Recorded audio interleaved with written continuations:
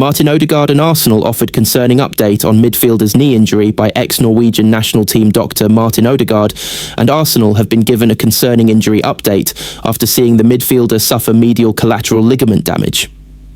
The Norway international picked up that knock during a Premier League clash with West Ham.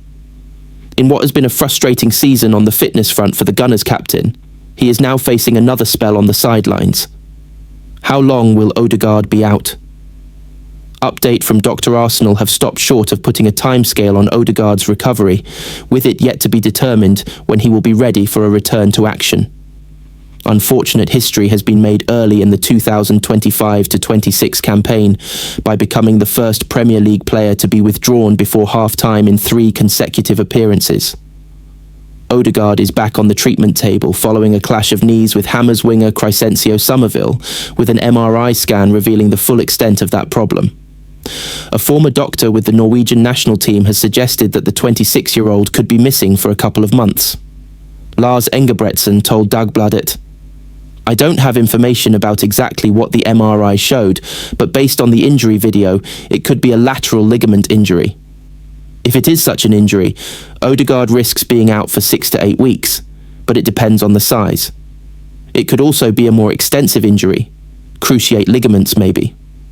In that case, the period on the sidelines could be longer." Norway boss and Haaland react to Odegaard injury. Odegaard has also been forced off against Leeds and Nottingham Forest this season. His failure to build match fitness and sharpness is a source of concern and frustration for all concerned. Norway boss Ståle Solbakken has said, heading into a crucial 2026 World Cup qualifying clash with Israel. "We have to tweak some plans, and we have done that before.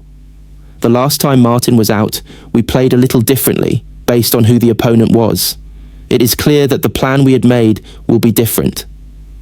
We lose our spokesman, and we have to live with that.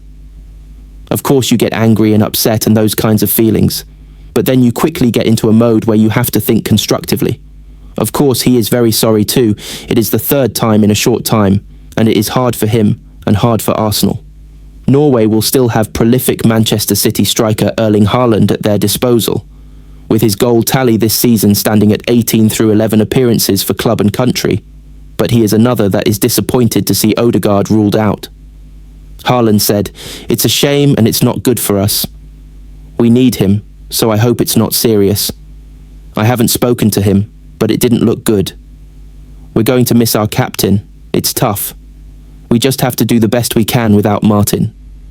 It won't be easy, as he is a big part of our game, but we have to do what we can without him, and I will do what I can to do that."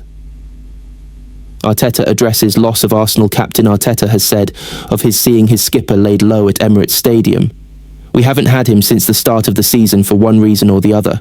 The shoulder twice, and then this injury. We'll have to wait and see the extent of that injury, and we'll find solutions.